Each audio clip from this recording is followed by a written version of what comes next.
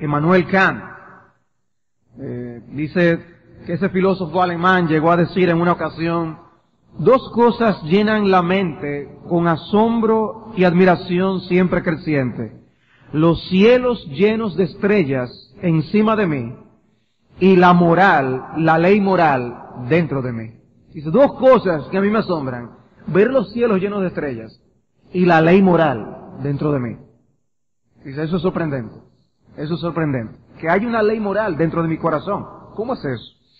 Y después este autor, para resumir un poco lo que vimos acerca del origen de la conciencia, él menciona acerca de la conciencia, cómo es un don de Dios, la conciencia. Y dice, hablando del origen de la conciencia, dice, algunos científicos están tratando de descubrir de dónde viene la conciencia. Así han emitido varias opiniones peregrinas en cuanto al origen de ella. Algunos dicen que la conciencia viene de atrás de nosotros, o sea, que es parte de la evolución. A medida que el hombre evolucionaba a través de los siglos, la conciencia evolucionaba dentro de él. Y sin embargo, Darwin en su libro El descenso del hombre dice, de todas las diferencias entre el hombre y los animales inferiores, el sentido moral o conciencia es como mucho la más importante. Ni siquiera Darwin pudo explicar de dónde viene la conciencia. La conciencia no es meramente un producto secundario de la evolución, no procede de atrás de nosotros. Dice, la conciencia tampoco procede de alrededor nuestro. A veces oigo que la gente dice que la conciencia es simplemente la totalidad de las normas de la sociedad que nos rodea. El filósofo Schopenhauer dijo que la conciencia consistía en una quinta parte de temor al hombre, un quinto de superstición, un quinto de prejuicio, un quinto de vanidad y un quinto de costumbre. En otras palabras, su conciencia es una especie de ensalada que usted prepara con ingredientes que obtiene de la sociedad que le rodea. Toda la mezcla de cosas, dice, ya eso es la conciencia. La sociedad en verdad contribuye a darnos normas, como veremos. Pero la sociedad no nos da una conciencia. Hemos aprendido que la conciencia es aquella facultad que responde a las normas que tenemos. La conciencia no fabrica las normas y las normas no fabrican a la conciencia. La conciencia es la ventana que permite que la luz entre, no fabrica la luz. En tanto que las personas tienen diferentes normas y costumbres en diferentes partes del mundo, la conciencia todavía funciona de la misma manera sin importar a dónde uno vaya. La conciencia no procede de atrás de nosotros, ni de alrededor nuestro, tampoco procede de dentro de nosotros. Muchos psiquiatras quieren hacernos creer que nosotros hemos fabricado nuestra propia conciencia, que es un resultado inevitable de la manera en que mamá nos crió o papá nos disciplinó. Esas explicaciones no son correctas. La conciencia es un don de Dios. De acuerdo a la palabra de Dios, la conciencia viene de arriba, de encima de nosotros. Es un fenómeno universal, etcétera, etcétera. No viene de atrás, no viene de nuestro alrededor, no viene de dentro, viene de Dios. Viene de Dios. ¿Cuál es el origen de la conciencia? Es un origen divino. Bien. ¿Qué usa entonces la conciencia? ¿Cuál es el criterio que utiliza la conciencia para determinar aquello que es correcto o incorrecto? Porque hemos dicho que la conciencia es la facultad de discernimiento moral, la facultad con la que hemos sido creados para diferenciar entre lo bueno y lo malo. ¿Qué criterio usa esa conciencia, esa facultad para determinar qué es correcto y qué es incorrecto? ¿De qué fuentes deriva ese criterio? ¿Y qué criterio tiene preeminencia sobre otros a la hora de nosotros determinar qué es correcto o no? Pues la conciencia. Podemos decir en primer lugar acerca de cuál es el criterio moral que usa nuestra conciencia. ¿Cuál es el criterio moral que usa nuestra conciencia? La conciencia basa su juicio dependiendo de los valores morales que hayan en nuestra mente. Los valores morales que hayan en nuestra mente. Aquello que tú piensas que está bien o que está mal es el criterio que la conciencia va a utilizar para lo que está bien o está mal. Si para ti el decir una mentira no está mal, pues la conciencia no te va a decir que está mal cuando tú mientas. Eso es lo que estamos diciendo. Si tú crees que la conciencia, que está bueno mentir, no te va a dar una nota de alarma cuando tú estés diciendo la mentira. Por eso nosotros le enseñamos a nuestros hijos, les instruimos. La mentira es del diablo. La mentira no se debe decir. La verdad debe dominar el corazón. Debemos vivir, practicar la verdad. Esa enseñanza es importante. ¿Por qué?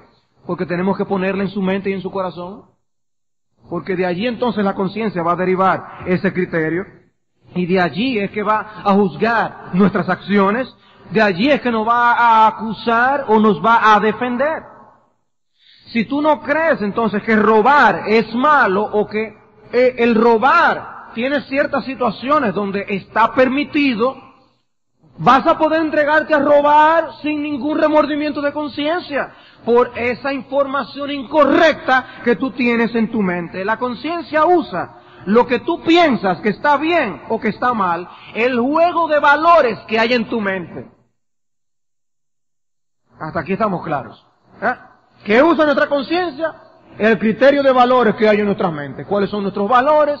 ¿Qué pensamos que es lo correcto o lo incorrecto?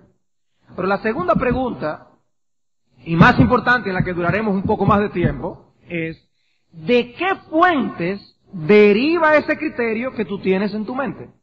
¿De qué fuentes? O sea, obviamente ya decimos que el criterio moral que usa la conciencia es el criterio que tú tengas de lo correcto o lo incorrecto en la mente. Bien.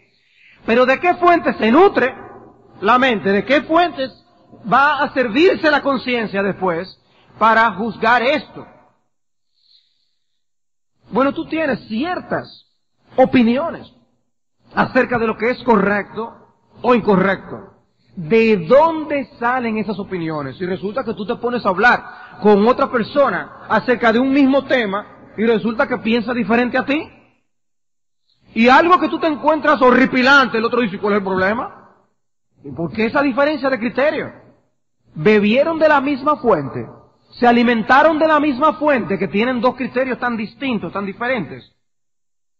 Bueno, pues antes de que cualquier estándar humano de valores afecte o influya en el corazón, hay un juego de valores con el que el hombre nace que le capacita a diferenciar entre lo que está moralmente correcto de lo incorrecto.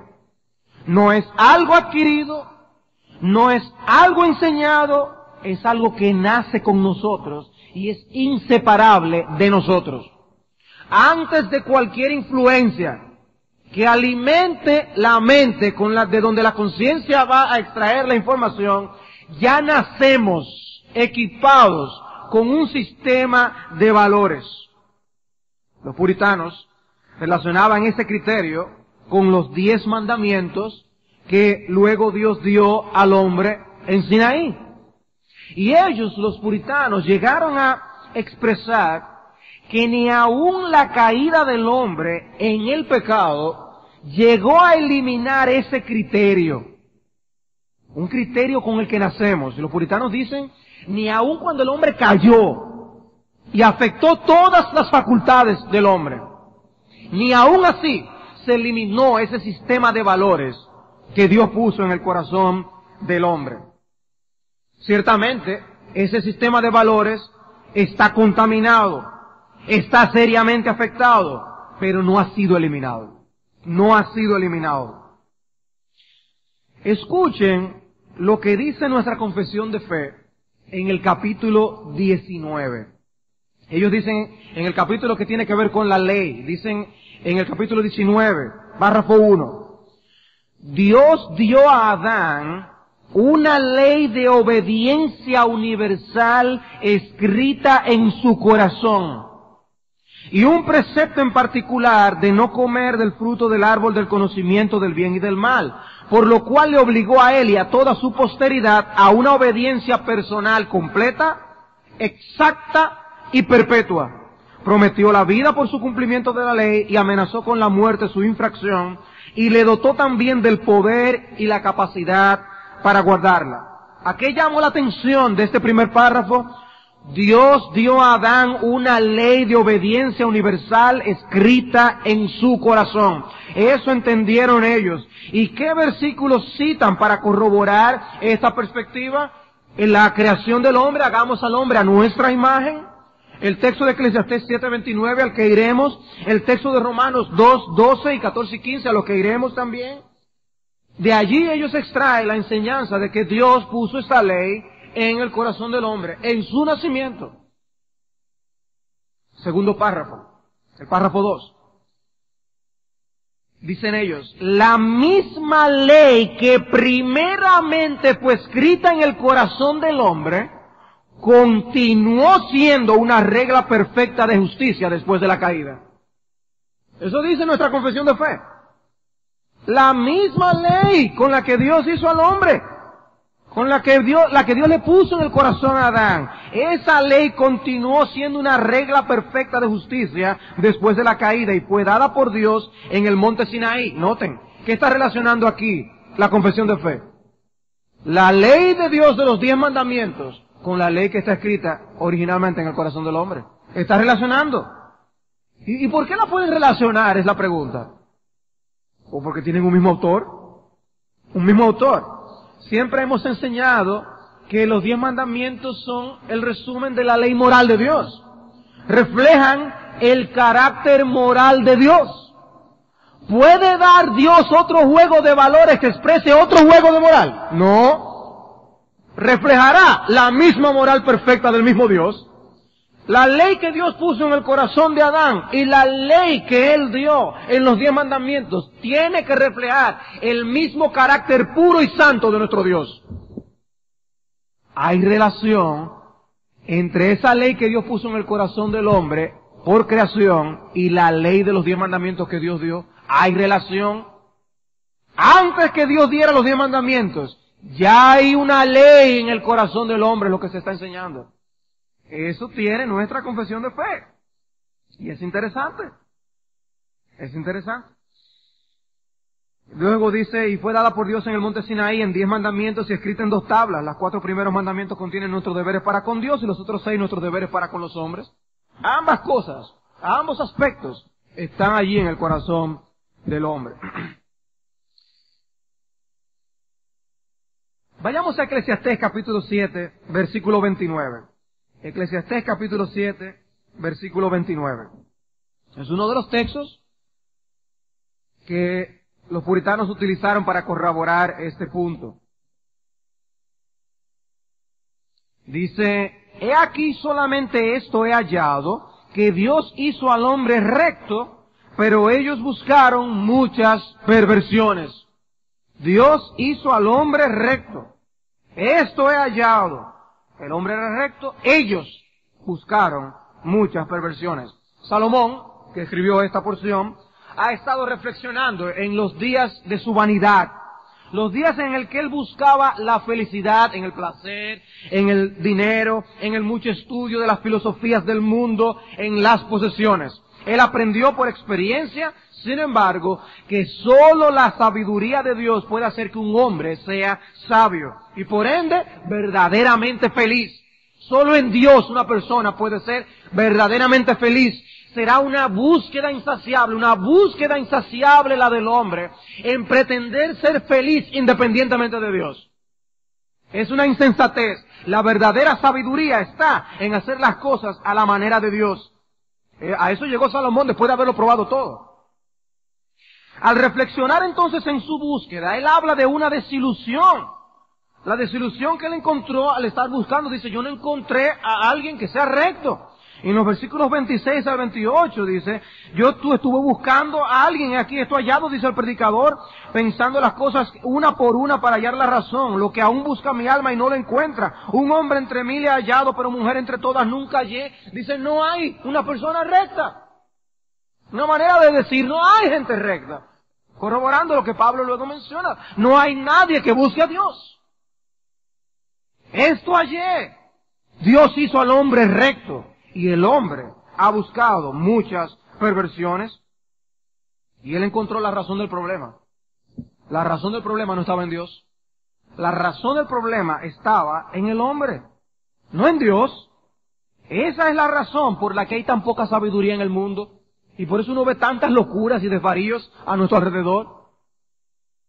Porque Dios hizo al hombre recto. Ellos buscaron muchas perversiones. Adán no fue creado en un estado de moralidad neutral. No lo fue. Un estado de que no fuera ni bueno ni malo, no. Él fue creado recto, dice aquí, recto. Conforme al estándar de la moral de Dios. Moralmente recto, capacitado con una ley en su mente que se conformaba al carácter santo y moral de Dios. Adán representaba a Dios bien, era un buen representante de Dios. Y su conciencia funcionaba a la perfección, utilizando el mismo criterio de Dios acerca de lo correcto y de lo incorrecto. Ustedes se imaginan una maravilla, funcionando Adán, pensando en todo como Dios. Eso debía ser algo tremendo. Pero luego el hombre dice, ellos buscaron muchas perversiones. ¿Y cuál es el contenido de esa ley? El mismo de la ley escrita en las tablas de piedra más adelante en Sinaí. Porque viene de la misma fuente, el mismo Dios con su carácter moral. Ahora eso con respecto a Adán. ¿Y qué con respecto a los descendientes de Adán? ¿Y qué con respecto a los descendientes de Adán? Bueno, dice que los hombres, ahí ya lo está pluralizando, ya no se está involucrando en el asunto. Pero vayamos a Romanos capítulo 1, versículo 32. Ya leímos este texto, pero vayamos a Romanos capítulo 1 y vamos a leer a partir del versículo 28. Estamos enfocando estos textos a la luz de cuál es la fuente de la que bebe la conciencia para juzgar lo que es correcto y lo que es incorrecto. Dice el versículo 28, y como ellos no aprobaron tener en cuenta a Dios, Dios los entregó a una mente reprobada para hacer cosas que no convienen, estando atestados de toda injusticia, fornicación, perversidad, avaricia, maldad, llenos de envidia, homicidios, contiendas, engaños y malignidades, murmuradores, detractores, aborrecedores de Dios, injuriosos, soberbios, altivos, inventores de males, desobedientes a los padres, necios, desleales, sin afecto natural, implacables, sin misericordia. Y luego entonces viene aquí al punto culmine en el versículo 32, quienes habiendo entendido el juicio de Dios, que los que practican tales cosas son dignos de muerte, no solo las hacen, sino que también se complacen con los que las practican. Nosotros vimos ya cómo este texto asume la existencia de la conciencia en el hombre. Eso lo estudiamos la semana pasada. Los hombres no estaban desprovistos de un conocimiento de Dios. Rechazaron someterse al conocimiento de Dios que ya Dios les había dado en la creación. Esa conciencia sabía ya de la justicia de Dios, el criterio de moralidad por el que Dios juzga a los hombres, habiendo entendido el juicio de Dios. Ahora es interesante ver los pecados que se enumeran aquí. ¿Qué ley violan? ¿Qué ley violan estos pecados que están aquí? ¿O los 10 mandamientos? ¿Son violaciones a los 10 mandamientos? ¿Son violaciones a la ley de Dios? Todos estos pecados están aquí. Y recuerden que Pablo está argumentando que sean judíos o griegos, todos son pecadores, todos son culpables delante de Dios. Los judíos tenían la ley, y él está diciendo en su argumento, los paganos también tenían la ley. Diferente, de manera distinta, pero tenían. Y ellos violaron la ley santa de Dios. La ley santa de Dios que Dios había puesto en sus corazones, como veremos ahora mismo en un instante. Pero lo que encontramos aquí es una lista de violaciones a los 10 mandamientos. ¿De dónde sacaron estas personas? Que el hombre codicioso, avaro, es un hombre digno de muerte. Porque dice, después de dar toda esta lista, menciona la avaricia, maldad, dice, quienes habiendo entendido del juicio de Dios, que los que practican tales cosas son dignos de muerte. ¿De dónde sacaron esa información? Estaba en ellos. Estaba en ellos. ¿De dónde sacaron que los homicidas son dignos de muerte? Dice allí, homicidios. Y ellos entienden que el que practica tales cosas es digno de muerte. ¿De dónde sacaron esa información? No tenían la ley escrita en 2 tablas de la ley, los paganos. La ley que Dios había puesto en sus corazones. Y aún en un estado de pecado, estas verdades todavía estaban impresas en sus mentes, conocían bien el asunto. Esa palabra que dice allí, habiendo entendido el juicio de Dios, es la palabra que significa un conocimiento intenso y profundo. Conociendo bien el juicio de Dios, ellos se entregaron de todas maneras a practicar estas cosas. Practicaban lo que practicaban y daban su consentimiento a lo que otros hacían, teniendo un conocimiento claro de que eso no estaba bien. De que eso no estaba bien. Pablo no menciona la luz que no tenían por no tener las Escrituras, como en el caso de los judíos. Él no dice, pobrecitos, es que ellos no tenían información. Por eso es que estaban viviendo así. No, él dice, tenían luz. Tenían luz. Ese no es el argumento de Pablo aquí. Leemos Romanos 1 y 2 y el punto que él está diciendo, ellos sabían. Ellos sabían. Por eso no son inocentes, por eso son inexcusables. ¿Y cómo? Por la ley escrita en ellos, que Dios había puesto allí por creación.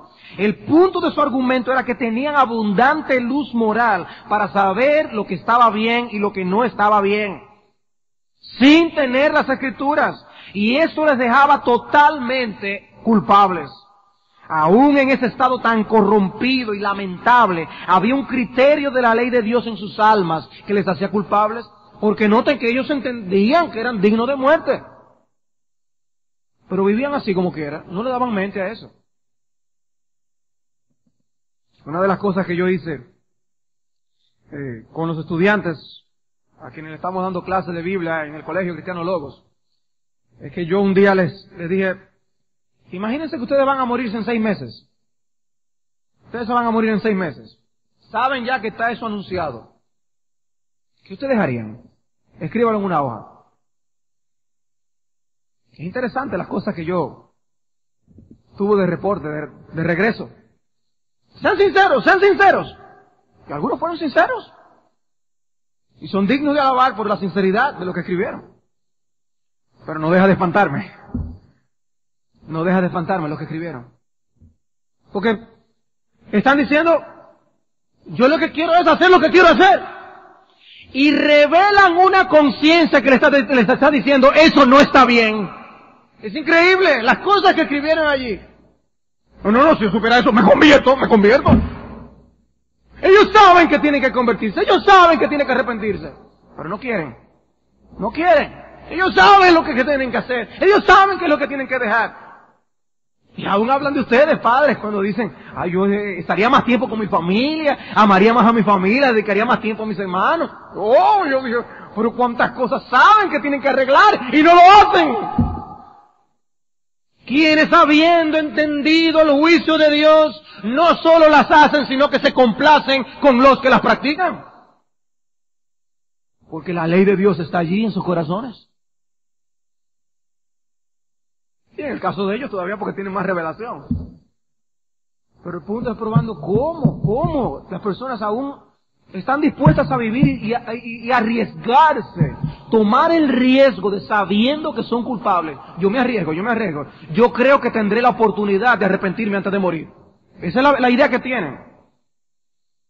Y algunos de ellos yo sentía como ese sentido de alivio, qué suerte que esto es solamente una imaginación, un ejercicio, de que no es así. Romanos capítulo 2, versículo 14.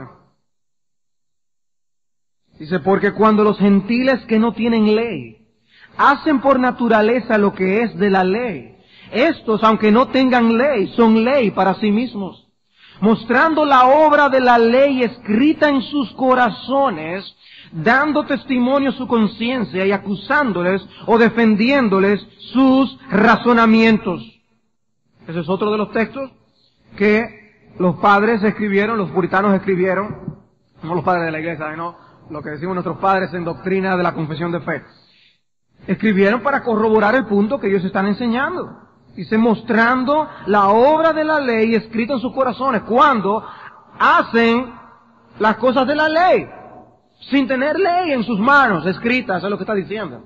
Tienen una ley en el corazón. Y ellos muestran esa ley escrita en el corazón, muestran la obra de esa ley escrita en el corazón, dando testimonio a su conciencia, acusándoles o defendiéndoles sus razonamientos. En el versículo 12 dice, porque todos los que sin ley han pecado, sin ley también perecerán. ¿Quiénes son esos? Los paganos. Y todos los que bajo la ley han pecado, por la ley serán juzgados. Los dos. Los dos. Todos estamos bajo pecado, está diciendo el apóstol Pablo aquí. Dice Sam Waldron en su exposición a la confesión de fe y comentando sobre este texto, dice, si los paganos sin refinar están en posesión de la ley de Dios, esto solo puede ser porque la ley fue escrita en el corazón de Adán en la creación y no ha sido borrada ni aún por la caída. Al afirmar que los gentiles están en posesión de la ley, Pablo enseña que existe una identidad sustancial entre los 10 mandamientos y la ley de Dios escrita por creación en el corazón de Adán y todos sus descendientes. Dice, no, los paganos están en posesión de una ley. ¿Cuál ley? Una ley similar, como había dicho, a los 10 mandamientos. Ellos tenían esta información, estos gentiles hacen por naturaleza, dice allí Pablo, por naturaleza lo que es de la ley, por razón de la ley escrita en sus corazones. Hacen estas cosas por naturaleza o a causa de su constitución natural u original. Todo hombre nace así, nace con esto. Y será en base a ese conocimiento que serán juzgados. Perecen por desobedecer la luz que les brinda ese conocimiento. Y con respecto al versículo 15, John Murray dice en su comentario, la ley a la que se hace referencia es específica y no puede ser otra que la ley de Dios especificada en los versículos anteriores como la ley que los gentiles no tenían, la ley que los judíos sí tenían. Por tanto, no es una ley diferente la que confronta a los gentiles que están sin ley, sino la misma ley dada a ellos a través de un método diferente de revelación. Un método diferente. A los judíos, Dios se la dio por escrito, lo que está diciendo. A los paganos, la tienen en su corazón. Todo hombre nace con esta ley. Hay algo en su interior que les dice, eso no está bien. La misma ley moral que ahora, de alguna manera, está afectada a causa del pecado. Pero Dios incrustó esa ley allí, y nosotros nacemos con esa ley en nuestro ser. Es por eso que los teólogos han llamado a la conciencia, de algunas maneras, la voz de Dios en el alma del hombre. O Thomas Brooks llamó a la conciencia el predicador de Dios en nuestro interior. Porque está allí, Dios lo puso, lo sembró allí, está allí. Y utiliza la información dada por Dios por creación. Es una especie de DNA espiritual que tenemos moral en el alma. Tiene un código que la conciencia lee. Dice Proverbios 20:27, lámpara de Jehová es el espíritu del hombre, la cual escudriña lo más profundo del corazón. Allí viene nuestra alma y lee el código DNA puesto allí por Dios. Y dice qué es lo que está bien y qué es lo que no está bien. Y ciertamente el hombre caído tiene otros criterios de moral que también demandan su atención. Y es un problema. No nos hemos quedado perfectos. Dios hizo al hombre recto, pero ellos buscaron muchas perversiones. Hay un problema aquí. Hay óxido, hay sedimentos y otras cosas más que afectan el funcionamiento de la conciencia en el hombre caído.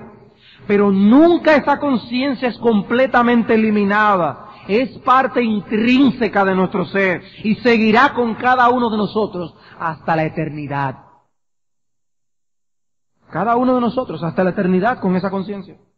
El diseño original de Dios era que el criterio por el cual esta conciencia funcionara fuera su santa ley, un reflejo perfecto del carácter santo de nuestro Dios. La intención de Dios es que esa conciencia funcione hoy en base a su criterio moral y no el criterio de los hombres. Ese es el diseño de Dios. Esa es la intención de Dios.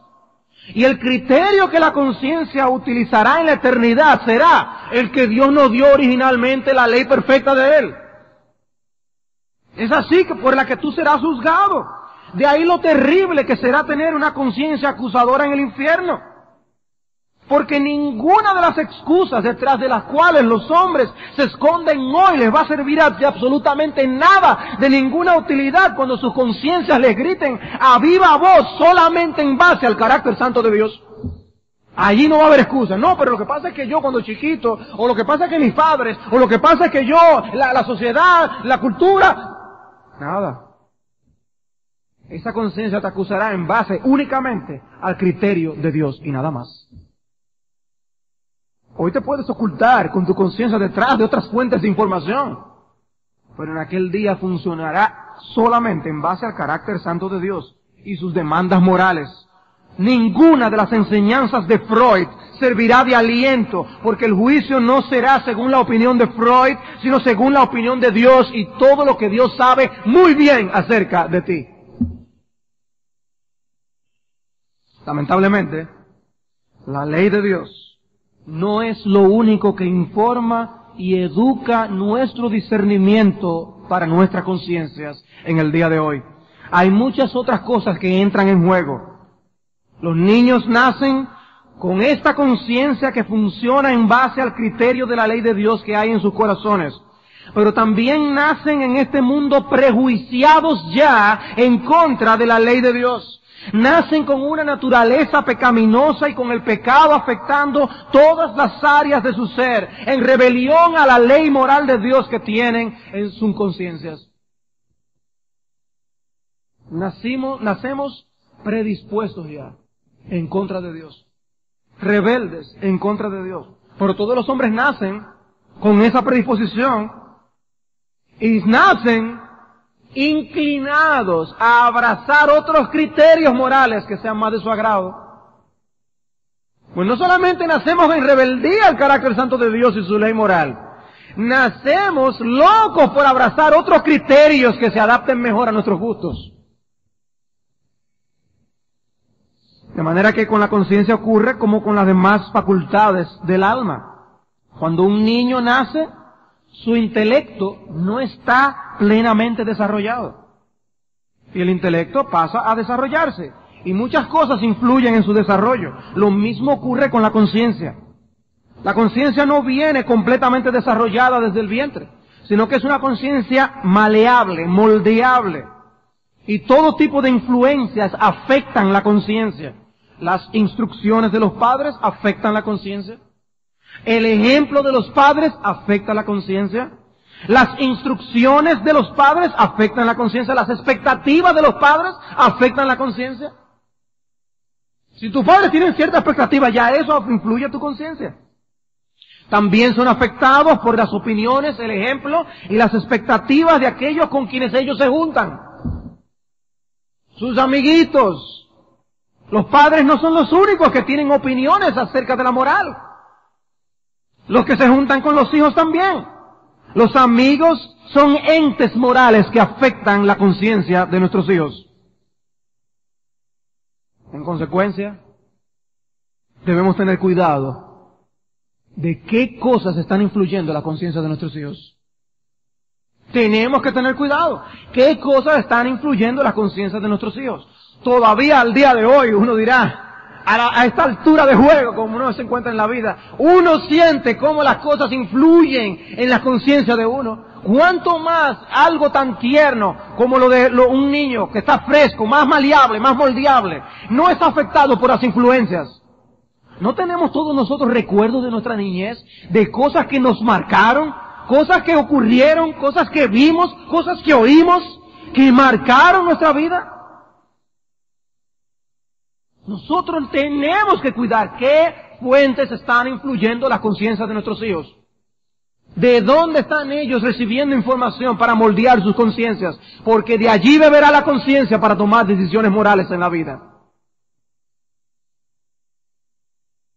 Las decisiones que tomamos en la vida no salen de un vacío. No salen de un vacío. Hay información de donde nuestra conciencia toma el juicio para decir, no, pues eso está bien, hazlo. Hablaremos de lo que es una conciencia insensible. Hablaremos de cómo eso es algo en lo que se puede caer. Pero aquello con que eduquemos la conciencia, aquello de donde la conciencia toma la información para actuar, es importante. ¿Acaso los principios que tu hijo está viendo por televisión son todavía más numerosos, pasan más tiempo frente al televisor que son los principios bíblicos, las palabras que tú le están comunicando, el ejemplo que tú le das? Tú te relacionas con tus hijos, o ellos son como partes que están de más en la casa. Hay interacción, hay comunicación. Es lo importante de esto. No es simplemente que estamos allí. Ellos tienen que vernos, relacionarnos entre nosotros, la forma como resolvemos problemas, la forma como nos hablamos, la forma como enfocamos el entretenimiento, la forma como enfocamos lo que pasa allá afuera, la forma como enfocamos lo que aparece en las noticias, la forma como enfocamos todo. Están allí bebiendo la información. No solamente lo que nos sentamos a enseñar en el devocional familiar. Pero esa conciencia es afectada. Los sistemas educativos afectan. Los medios de comunicación afectan. El mundo es todo un mercado abierto de valores diversos y haciendo sus ofertas para que compren, hacen las ofertas a nuestros hijos.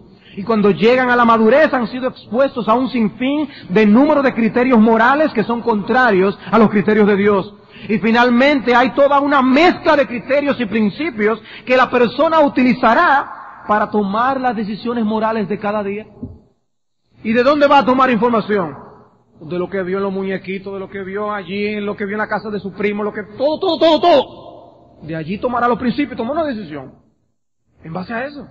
Y por eso puede variar tanto una decisión de una persona a la decisión que toma otra en circunstancias similares. Una mezcla corrompida y contaminada. Pero esa será la guía de su vida. ¡Qué terrible! ¡Qué terrible! Ese será el faro que le indicará el camino a seguir. Que ojalá que nuestro camino siempre estuviera encaminado por un sistema de valores puro. Uno que esté de acuerdo con el criterio divino en todas las cosas. Pero tristemente no será así, hermano. Todos nosotros tenemos cosas ya que nos han afectado. Que a la hora de ver las cosas no enfocamos en nuestro discernimiento, no es correcto por alguna cosa, alguna mala información que tenemos en la mente. Patrones y valores del mundo que se interponen. Entonces, ¿qué criterio usa la conciencia? Decíamos al principio que el criterio que la conciencia usa es lo que pensamos que está bien o lo que está mal. Ahora, decíamos, ¿de qué fuente se extrae ese concepto de lo que está bien y de lo que está mal? Bueno, Dios ha puesto su ley en el corazón. Pero no es una ley que está sola en el corazón. Hay un prejuicio en contra de ella. Hay indisposición a obedecerla y una disposición incluso a la rebelión. Y una disposición a prestar atención a todos los demás estándares a nuestro alrededor que demandan nuestra atención. Lo de los psicólogos, lo de la película, todas esas cosas están apelando a que nos alimentemos y eso nos ayuda a tomar criterio de lo que está bien y de lo que está mal. Personas que han sido influidas por un personaje en su vida. Puede ser un líder deportivo con el que tú hayas estado durante mucho tiempo en tu vida. Y eso te ha afectado. Y tu norte para tú tomar decisiones ya está contaminado por una persona que no tiene los principios bíblicos para tú tomar la decisión. Y te ha afectado, te ha marcado. Un maestro, lo que sea. ¿Cuál fuente de valores entonces, ante esa realidad? ¿Cuál fuente de valores debe tener prioridad en la educación de nuestras conciencias? Siendo que está esa ley puesta allí por Dios, pero la conciencia se educa de todos los criterios y valores que hay allí fuera. ¿Cuál fuente de valores morales debe tener prioridad en la educación de nuestras conciencias para definir lo que es correcto o incorrecto? Tenemos que concluir que el único criterio seguro para seguir es la ley de Dios. La ley de Dios. El único criterio seguro. El criterio principal, supremo sobre todos. El único verdaderamente seguro. Al final de cuentas es el que Dios utilizará para juzgar a los hombres. Ese, por tanto, del que debemos llevarnos. El criterio por el cual aún Dios gobierna el mundo en la actualidad. Son sus valores, su criterio de valores. Cualquier criterio que se oponga al de Dios es un criterio defectuoso e inseguro. Nos va a desorientar, nos va a hacer perder. Es como estar con una brújula en un lugar y la brújula estar dañada y está marcándonos lo que no es. Y nosotros creyendo que andamos por buen camino. Estamos perdidos. Entonces surge una pregunta, ¿no es suficiente nosotros sencillamente seguir los dictados de nuestra conciencia? Porque se ha dicho, nunca desobedezca la voz de tu conciencia. Oye la voz de tu conciencia. ¿Estamos nosotros seguros siempre si nosotros seguimos la voz de nuestra conciencia? No, no estamos seguros siempre. No estamos seguros siempre. Ahora, ¿no debe la gente obedecer la voz de su conciencia? Sí debe obedecer la voz de su conciencia. Sí debe obedecer la voz de su conciencia, pero no puede extraviar. Sí, no puede extraviar. Ese es el problema. Esa es la disyuntiva en la que nosotros nos encontramos. Siempre está mal desobedecer la voz de la conciencia. Porque tú te estás yendo en contra de la luz que tú tienes en tu corazón, de lo que tú sabes que está bien y que está mal. Siempre está mal violar la voz de la conciencia. Pero no siempre está bien obedecerla. Pero no siempre está bien obedecerla. Vamos a ver más de esto cuando estudiamos lo que es tener una conciencia cauterizada. De cómo realmente está mal desobedecer la voz de la conciencia. Pero si la conciencia está mal educada y mal informada, nos va a hacer extraviar y nos va a perder. Y está mal educada, mal informada en un punto y pensamos que algo es así y no debemos desobedecer la voz de la conciencia, pero si nos desorienta, podemos estar haciendo algo malo. Una persona que esté convencida de que robar no es malo y ve que se está muriendo uno de sus hijos, roba para conseguir algo. Pero en ese momento dice, no, mi conciencia no me acusó de nada. Ahora, ¿está bien robar por eso? Ese punto es lo que hay que evaluar. Por eso aún nosotros encontramos esa gran oración que debe ser un ejemplo para nosotros. No me dé pobreza, Señor. No sea que yo robe. Él veía, dice, eso no le excusa, eso no me excusa delante de ti, Señor. Líbrame de eso. Líbrame de eso. Pero mucho mal ha sido cometido. Y aún proclamado como si fuera la voluntad de Dios, bajo el alegato de que se siguieron los dictados de la conciencia. Eso es lo que me decía mi conciencia que hiciera. Y mucho mal se ha hecho en el mundo en base a eso. En Hechos 26, el apóstol Pablo habla de su caso personal. Dice, yo ciertamente, en el versículo 9, había creído en mi deber hacer muchas cosas contra el nombre de Jesús de Nazaret, lo cual también hice en Jerusalén. Yo encerré en cárceles a muchos de los santos, habiendo recibido poderes de los principales sacerdotes, y cuando los mataron yo di mi voto, y muchas veces castigándolos en todas las sinagogas, los forcé a blasfemar, y enfurecido sobremanera contra ellos, los perseguí hasta en las ciudades extranjeras. Dice Pablo, mi conciencia me decía que yo tenía que salir de esos cristianos. Oigan eso, pero él estaba equivocado. ¿Y qué lo detuvo? Bueno, lo que dice allí el versículo 12, que dice que Cristo vino y lo detuvo. Cristo fue el mismo que vino, se le manifestó y le paró. Él estaba siguiendo los dictados de su conciencia, aunque estaba equivocada. No estaba utilizando el estándar correcto que Dios nos ha dado. Si la conciencia no se apega al estándar de Dios, nos vamos a extraviar del camino. Ese es el punto. Ese es el punto. ¿Y cómo podemos nosotros saber con seguridad lo que está bien o lo que está mal a los ojos de Dios? Porque nuestro pecado se identifica con el error, nuestro pecado se identifica con el mal. ¿Cómo podemos nosotros saber que estamos usando el criterio correcto de lo bueno o lo malo? Bueno, para tener una buena conciencia, una de las cosas que veremos es que se necesita un esfuerzo diligente. Tener una conciencia limpia necesita que nosotros queremos educarnos. Es nosotros hacer el esfuerzo diligente de buscar la información que nos ayude a tomar una decisión con limpia conciencia. Ese es el punto. No ignorar el asunto, eso no es actuar con limpia conciencia, es ser diligentes para tener una conciencia saludable y sensible a la voluntad de Dios. Eso no se consigue automáticamente por ser cristianos, hermanos. Eso hay que fajarse, eso hay que buscarlo, hay que luchar por eso.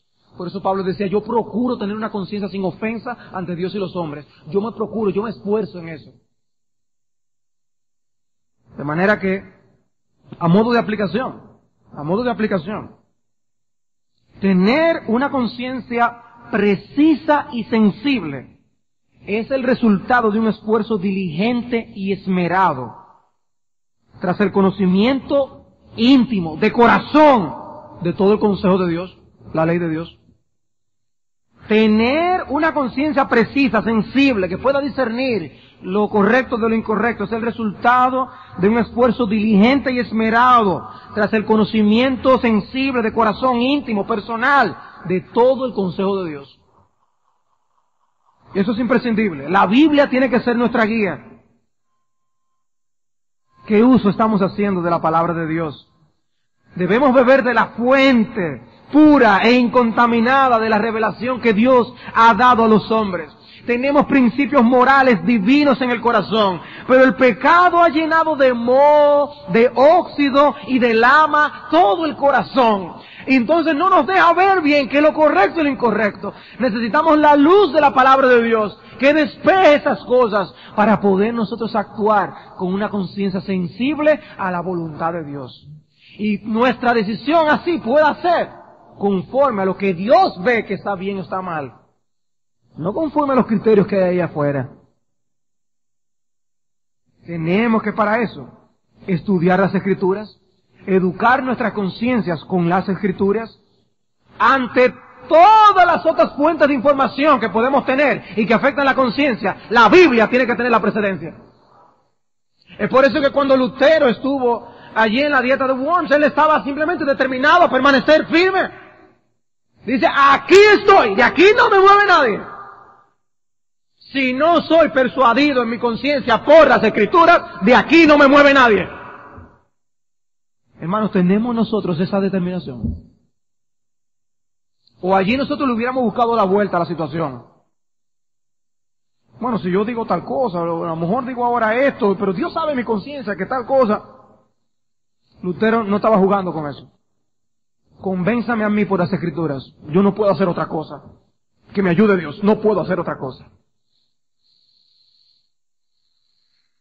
La conciencia, hermanos, por eso debe ser entrenada y educada por las Escrituras. De ahí, ¿por qué nosotros tenemos que ser estudiosos de la Biblia? Hermano, no es un asunto de, hay que tener el devocional, punto. No, necesitamos educar nuestras conciencias. Porque aún nosotros no vamos a andar con la Biblia todo el tiempo para tomar una decisión. ¿Qué dice la Biblia al respecto? Tenemos que ponerla en el corazón de antemano. O como dice el Salmo 119, en mi corazón he guardado tus dichos para no pecar contra ti. Tenemos que poner esos principios en el corazón de antemano para que cuando se presente cada ocasión tomemos la decisión correcta y adecuada. Para no desviarnos. La palabra de Dios debe estar lista allí a ser utilizada. No podemos esperar el momento de la batalla para entonces prepararnos. Entonces, ¿qué currículum producirá una conciencia sensible y precisa?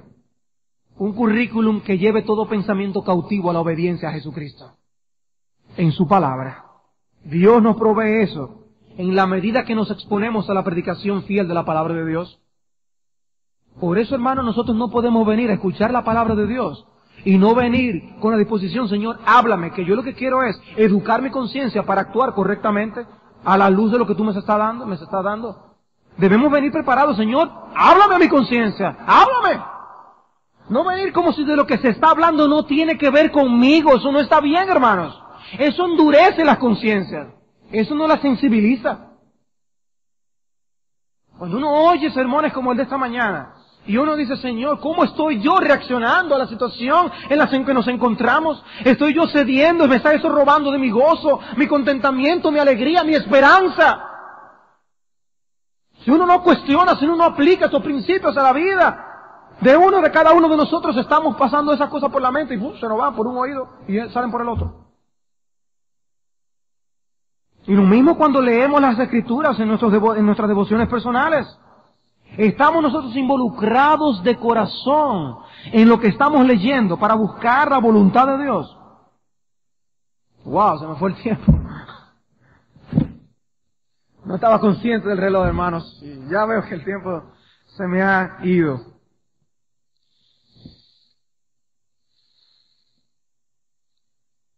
Hermanos, de ahí la importancia que nosotros bebamos, eduquemos nuestra conciencia con la palabra de Dios, para que nosotros no estemos viviendo por los principios mundanos de las cosas que nos rodean. Hermanos, miren, es triste a veces, es triste. Nosotros escuchar a hermanos de la iglesia que tienen años escuchando los mismos sermones que yo he escuchado, y quizás leyendo la misma literatura, exponiéndose a las mismas cosas, y tienen convicciones acerca de aspectos de lo que es la vida familiar, el rol del esposo, de la esposa, el deber con los hijos, que son de dónde sacaron esas ideas, no es de las Escrituras. Hermanos, es porque han estado bebiendo demasiado de otras fuentes, y esas cosas han estado educando sus conciencias, y por eso no tratan con sus hijos como deben tratar. ¿Cómo damos lugar y entrada a tantas cosas a nuestros hogares que son abominación a los ojos de Dios? ¿Cómo es que eso ocurre? Si no es que nosotros mismos empezamos a ceder. Y hermanos, eso trae consecuencias funestas para las preciosas almas de nuestros hijos. Funestas. Es cierto, lo de aquella declaración de aquella persona que decía: lo que más me llama la atención de América es ver la forma como los padres obedecen a sus hijos. Hermanos, nosotros estamos llamados en amor, en ternura, asemejándonos a nuestro Padre, gobernar nuestros hogares con la autoridad de Cristo. ¿Quién gobierna en tu hogar? ¿Quién gobierna en tu hogar? ¿Es Cristo gobernando a través de la autoridad de su palabra? ¿Tú filtras las cosas a través de la palabra de Dios? Y de allí se filtra lo que se hace, lo que se ve, lo que se oye, las conversaciones, el trato. Eso es lo que está filtrando la vida allí. Porque cuando empezamos a tolerar esas cositas que vemos de actitudes en nuestros hijos, de cómo se apartan porque quieren vivir en su mundo y quieren oír una música que yo sé con la que mis padres no se van a sentir contentos, pero dejamos entonces que la oigan ellos solos por ahí, que se maten, que pudran sus mentes con esa información de basura.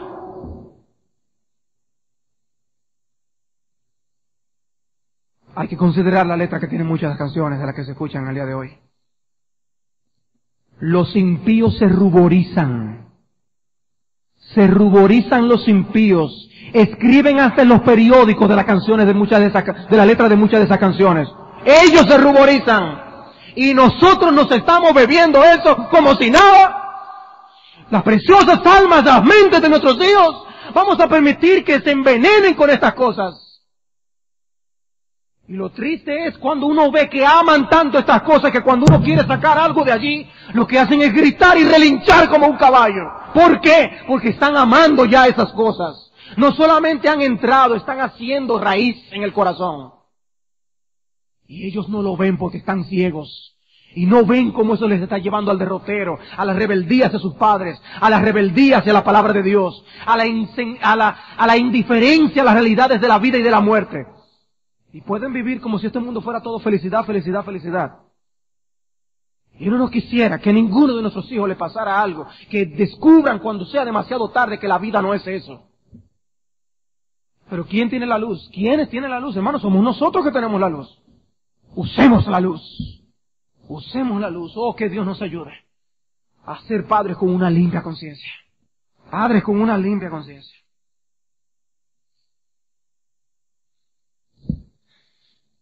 Permítame solamente enumerar los encabezados, si tengo tiempo después para decirlos.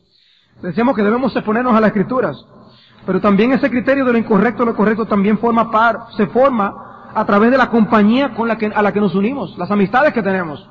Eso afecta la conciencia. ¿Con quién se está juntando tu hijo? Y ten cuidado de las influencias a las que te expones en sentido general. Hay otras cosas en sentido general.